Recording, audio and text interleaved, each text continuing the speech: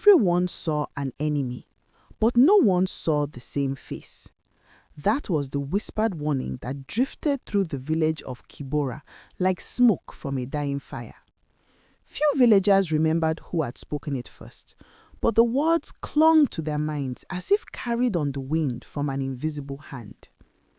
It began one humid evening when the sun had just dipped below the horizon, painting the sky with streaks of blood red and orange. A child named Amara wandered beyond the riverbank, chasing the echo of a drum beat that seemed to come from nowhere.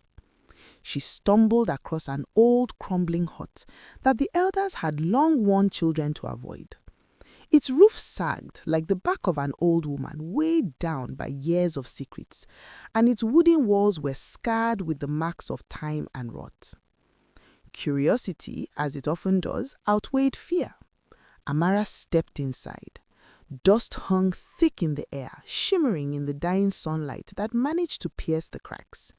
And there it was, a mirror, tall and framed with carved ebony wood, gleaming as though freshly polished despite the decay surrounding it. Strange symbols were etched along its edges, ones that neither Amara nor her mother, the village elder, could recognize. A trembling hand reached out.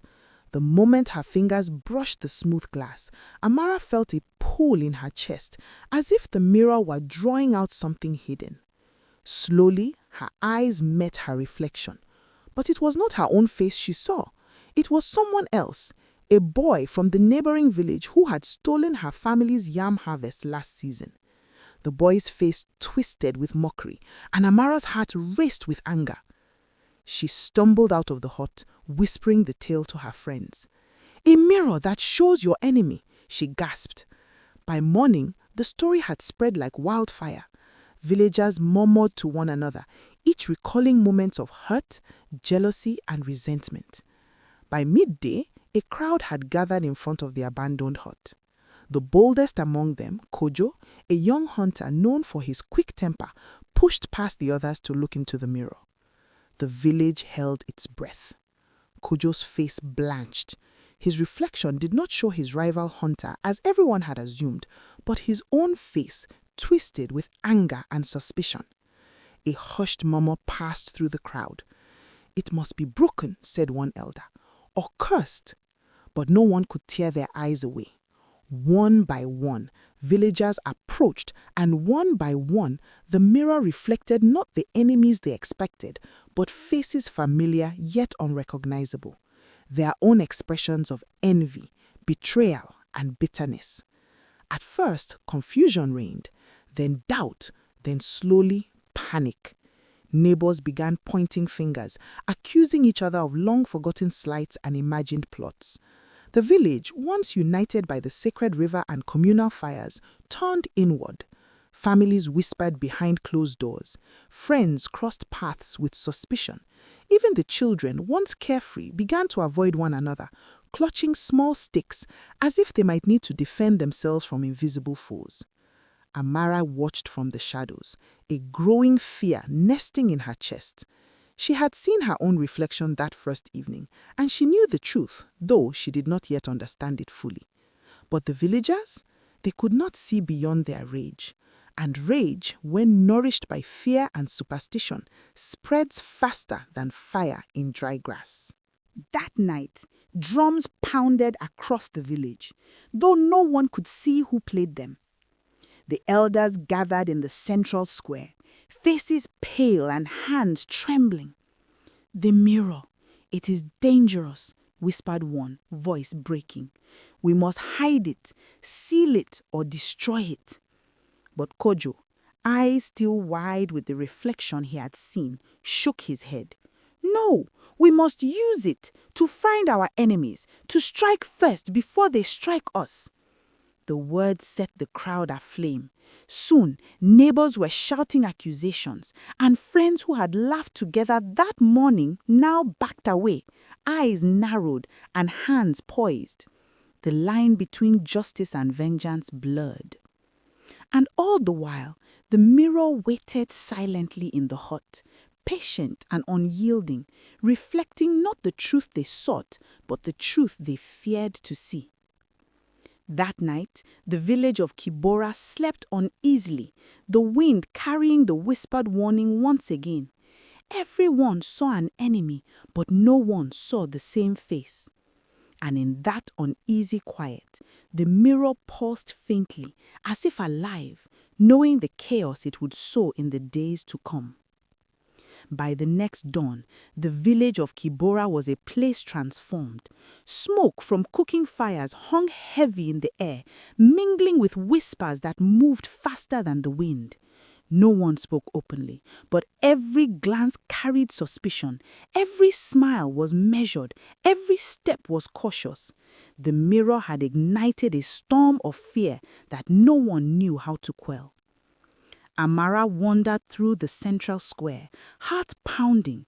She had tried to warn the villagers of what she had discovered, that the mirror showed not their enemies, but themselves, the parts of themselves they most feared or denied. Yet her words were drowned in the rising tide of accusation. Kojo, the hunter, had taken it upon himself to confront the so-called enemies. "We cannot wait. The mirror shows the truth. We must strike first or suffer the consequences." His voice, once commanding, now carried a trembling edge, fueled by fear he could not fully name. Groups of villagers gathered in whispered councils. They exchanged stories, half-truths and suspicions, searching for patterns in the mirror's revelations. Each person described seeing a face, sometimes familiar, sometimes a stranger, but always one that evoked anger, betrayal, or jealousy. Arguments erupted, old grudges resurfaced, friendships cracked under the weight of unspoken mistrust. Elders convened at the foot of the ancient baobab, whose roots wound like serpents through the earth, a silent witness to centuries of the village's joys and sorrows. They had known fear before, droughts, famines, and invasions, but never the fear that comes from within. Elder Yao, his skin weathered like the bark above, spoke gravely. "The mirror reflects not the faces you seek, but the shadows you carry. Those who cannot see this will destroy themselves and each other. You must teach the people to look within, not without." His words, heavy with wisdom, fell on deaf ears. The villagers were not ready to see themselves, and in their blindness, they became hunters of imagined foes. By mid-morning, the first confrontation erupted. Sefu, a quiet weaver, had been accused of conspiring with a trader from the next village after a young boy swore he saw Sefu's reflection in the mirror twisted with malice. Sefu denied it, but the villagers did not wait. A mob gathered, chanting, brandishing sticks and farm tools. Amara ran to the hut, desperate to intervene, but the mirror pulsed as she approached. It seemed to hum with a life of its own, black symbols glinting faintly in the shadowed corner. She touched the surface again, seeing herself not angry, not cruel, but hesitant, frightened and confused. That fear, that doubt was mirrored in everyone around her. The mob hesitated for a moment, uncertainty flickering. But fear is contagious, and soon the first blows were struck. Sefu screamed as fists and sticks rained down, and the village erupted into chaos. Meanwhile, whispers of strange occurrences grew louder. Some claimed the river near the village had darkened overnight, reflecting not the stars, but their own terrified faces. Children reported shadows moving without source, whispering in voices that mimicked the villagers. Even the elders, wise and steady, felt unease prick at their bones. Amara realized the mirror was more than a surface of glass. It was a mirror of truth, but one wrapped in deception. It forced people to confront what they denied about themselves, and in doing so, it stripped away the masks that held the village together. By the afternoon, the conflict had escalated. Friends attacked friends, families quarreled over imagined betrayals, and no one could remember why they were angry in the first place. The drumbeats, which had once marked the rhythm of village life, now echoed in the night like ominous warnings. Kojo, once proud and fearless, sat alone by the river, staring at his reflection in the water. His eyes, wide and haunted, seemed to scream silently. He had seen himself in the mirror, a man consumed by suspicion, ready to destroy the people he loved, and the realization clawed at him with a bitter taste of shame and fear. Elder Yao, sensing that the village teetered on the brink of destruction, gathered a small council in secret. "The mirror must be understood, not destroyed yet," he said softly. "It will reveal the truths we hide, but we must guide the people, or they will destroy themselves before learning anything."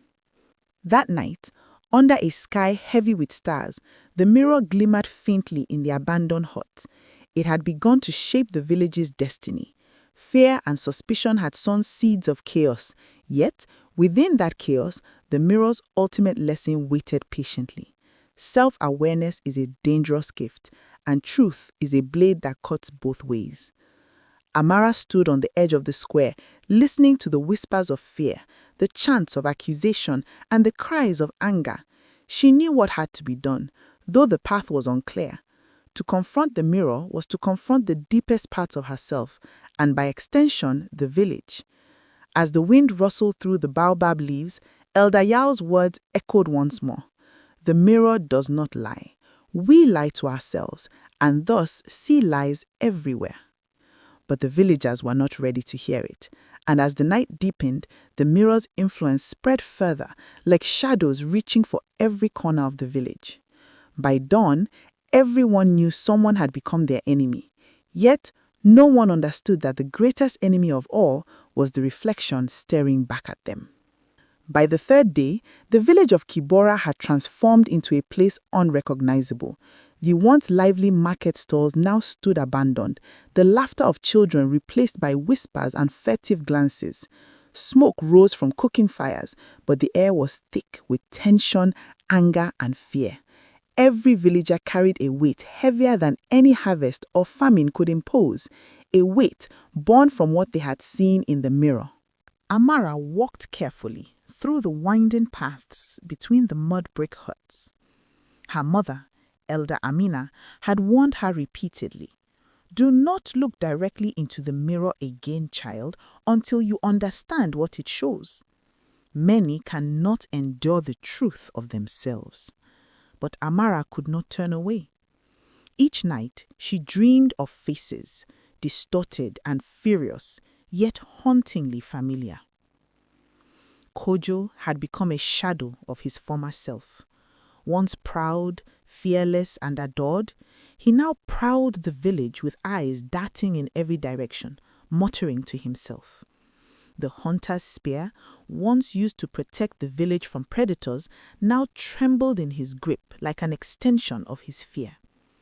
He had seen his reflection, himself consumed with anger and mistrust, and though he denied it to anyone, he could not escape the truth it revealed. Elsewhere, the villagers' paranoia intensified. Sefu, the weaver, had fled to the forest after barely surviving the first assault. Mothers clutched their children tightly, whispering warnings of enemies everywhere. Even the elders, who had known storms, droughts, and war, found themselves questioning the loyalty of their lifelong friends. The mirror, silent and patient in the abandoned hut, seemed to grow brighter with every accusation. Its glass shimmered, as if alive, reflecting not only faces, but fears, desires, and the dark impulses that people hid even from themselves. Some who approached it too long felt dizzy, as though their minds were being drawn into the glass, and yet none could resist its pull. Amara could no longer ignore the signs. She realized the mirror did not show enemies, it revealed the shadows of those who gazed upon it. Each accusation, each fight, each act of vengeance stemmed from the reflection of their own hearts. But how could she convince the others? The villagers were too far gone, drunk on suspicion, to hear reason. Late that afternoon, Amara ventured into the hut, stepping cautiously over the threshold. The mirror awaited, flawless and imposing. She looked into it once again, and her reflection gazed back, not with fear or anger this time, but with quiet determination. "You show the truth," she whispered, "but they cannot see themselves. How can they understand?" The mirror pulsed faintly, as if answering, though no sound emerged. The air grew thick and heavy, carrying the scent of smoke and earth. Then she heard a soft, echoing laughter, a voice she did not recognize, yet it carried the cadence of the ancestors. "Only those who dare to look inward may survive," the voice whispered, fading like the wind through the grass. Amara understood. The village could not survive unless someone could teach them to see themselves. And yet, fear is a stubborn teacher, and fear had taken root. That evening, a confrontation erupted at the village square.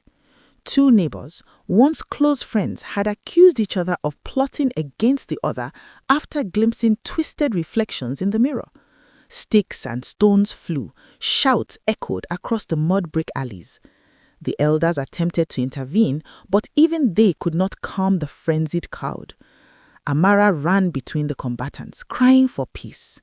"Look at yourselves, not each other. The mirror shows you your rage, your envy, your fear." Some paused, confusion clouding their faces, but most ignored her. Rage is easier to act on than reflection, easier to wield than understanding. As the sun sank beneath the horizon, Elder Yao arrived at the scene, calling for silence. His voice, though frail, carried the authority of decades.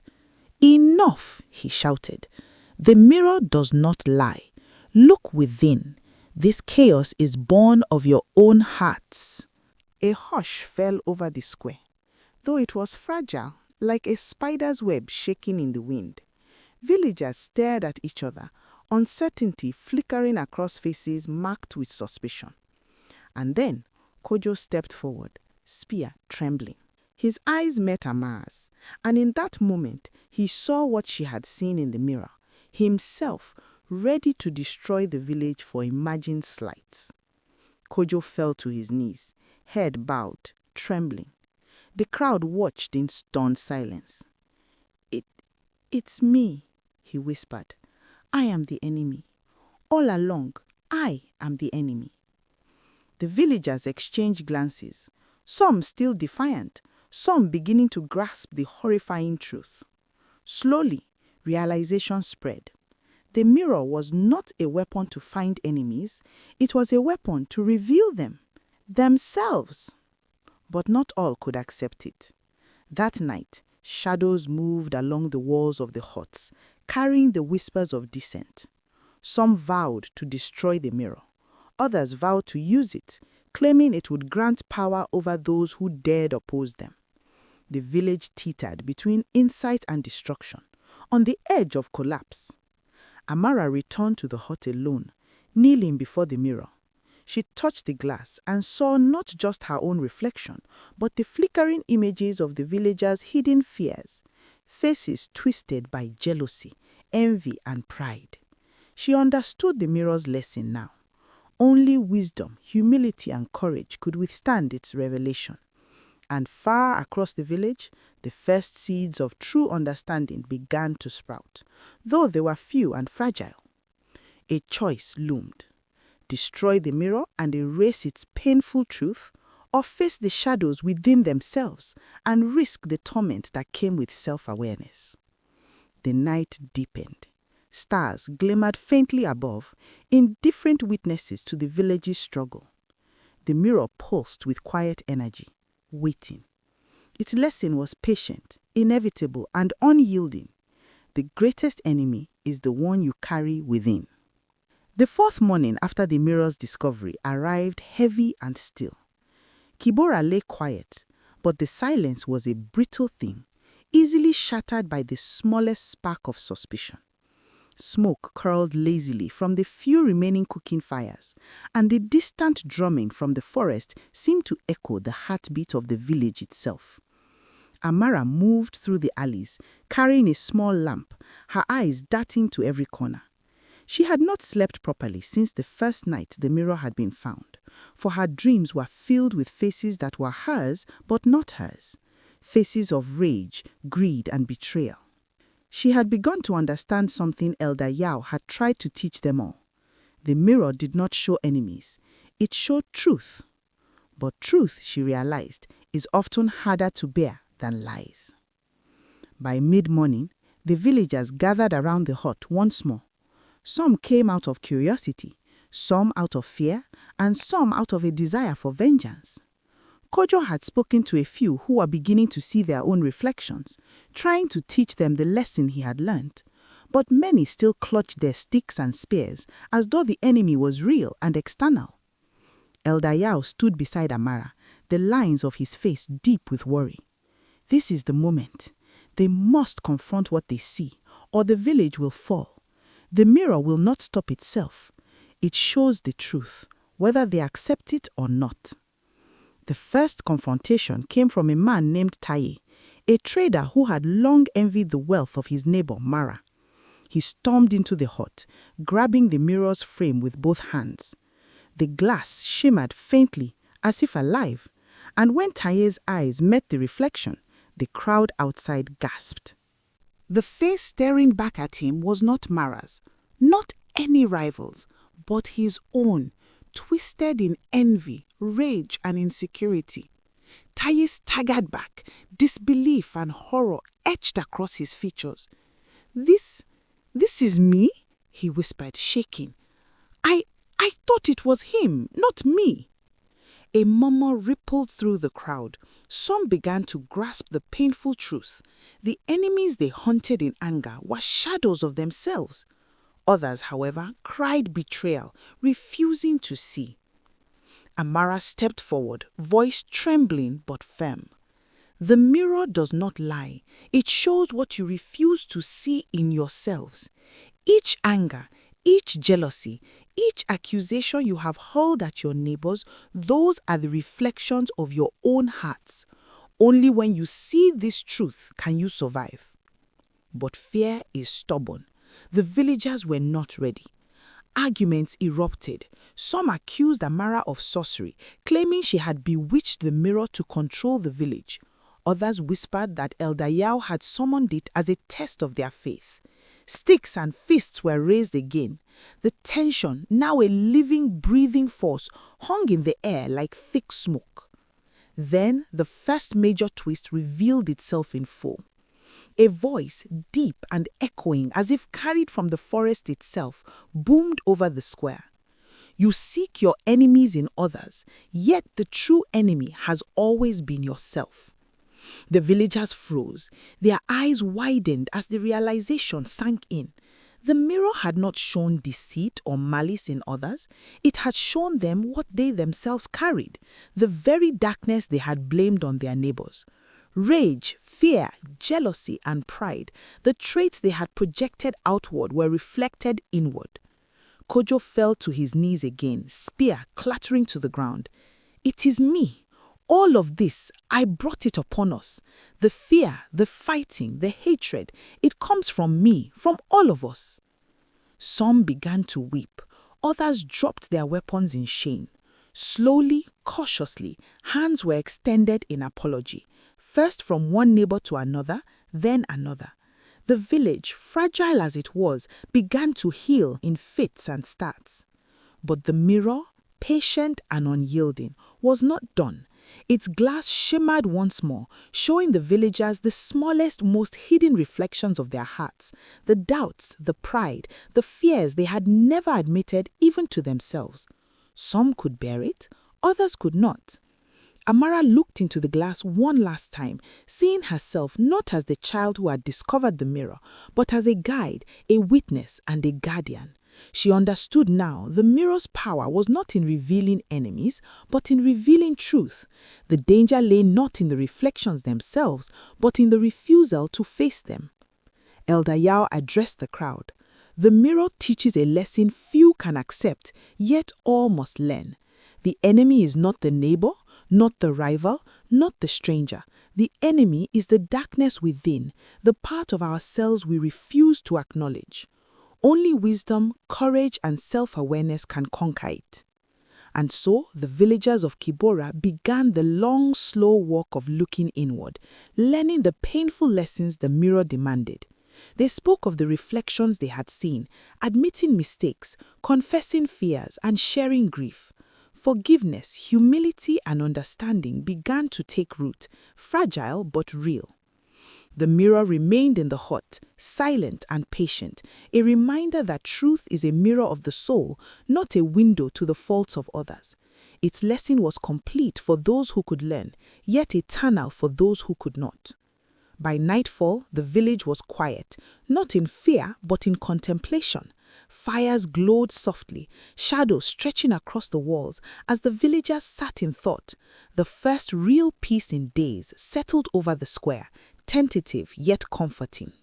Amara, standing at the hut's threshold, whispered a prayer to the ancestors. "Thank you for teaching us what we could not see." And in the mirror, the faintest glimmer of light pulsed, as though acknowledging her understanding. The enemy within had been revealed, the first twist understood. But the choice remained. Would the village embrace the truth fully, or would fear and pride rise again to challenge them? The mirror waited, patient and unyielding. The dawn of the 5th day brought a fragile calm to Kibora. The chaos that had consumed the village now lay scattered like ashes after a fire, smoky, cold, but not yet gone. The villagers moved with careful steps, whispers of reflection and apology passing between them. Amara stood before the mirror one last time. Its surface shimmered faintly, more alive than ever, as if it had been waiting for this moment. The truth had been revealed. The faces they had called enemies were not strangers. They were the reflections of their own hearts. Yet the mirror's final lesson lingered, unspoken but heavy. Elder Yao approached, his eyes wary but sharp. The mirror gives no mercy. It shows what must be faced. Now the village must choose. Destroy it and forget, or leave it and accept the truth of who you are. A hush fell over the villagers. Some looked at the mirror with fear, wishing to shatter it and return to ignorance. Others, like Kojo and Amara, saw the value in leaving it untouched, an eternal reminder of the dangers of pride, anger, and fear. A quiet voice came from the back of the crowd, a small child, barely 8, who had avoided the chaos until now. But if the mirror is not broken, will it hurt us again? Elder Yao nodded. It will hurt those who refuse to see themselves. Those who learn, however, will grow stronger. Pain is a teacher as much as truth is. One by one, the villagers approached the mirror, no longer with sticks and spears, but with humility. They studied their reflections, seeing not only anger and envy, but courage, kindness, and resilience. Apologies were whispered, hands were held, and hearts, once hardened by suspicion, began to soften. Amara touched the glass, gently. The surface rippled beneath her fingers, and for a moment she glimpsed not herself, but every villager, their fears, their regrets, and their capacity for love. The mirror pulsed faintly, as if acknowledging her understanding. Kojo knelt beside her. "We cannot destroy it," he said. "If we forget, we will become the enemies we saw again. The mirror is our guide and our warning." And so the villagers left the mirror standing in the hut, a silent guardian of truth. Some chose to visit it often, others rarely, but all carried its lessons in their hearts. Kibora slowly returned to life. Fires glowed in the evening, children laughed cautiously, and markets reopened. Yet the memory of the mirror lingered, a whisper of self-awareness in every glance and every decision. That night, as Amara lay beneath the stars, she whispered the words she had first heard. Everyone saw an enemy, but no one saw the same face. And now she understood. The greatest enemy of all had never been the neighbor, the rival, or the stranger. It had always been within. The mirror waited, patient and eternal, reflecting not the faces of enemies, but the truth of the heart, and teaching in silence that only those brave enough to face themselves could ever know peace.